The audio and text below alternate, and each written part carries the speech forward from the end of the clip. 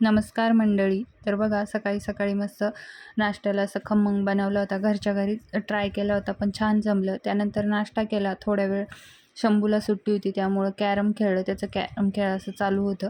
मग थोड्या वेळ ती कॅरम खेळला. त्यानंतर त्याचा क्लासचा टाईम झाला. क्लासला गेला तो.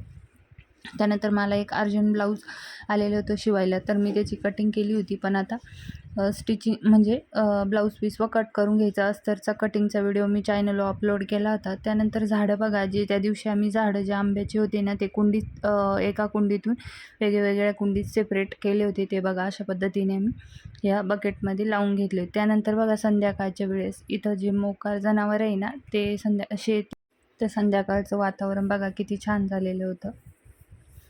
त्यानंतर सकाळी जेवणामध्ये काजू करी, पोळी असा मेन्यू बनवला होता. तर चला, अशा पद्धतीने आमचा आजचा दिवस गेला. भेटूया उद्याच्या ब्लॉगमध्ये. तोपर्यंत बाय.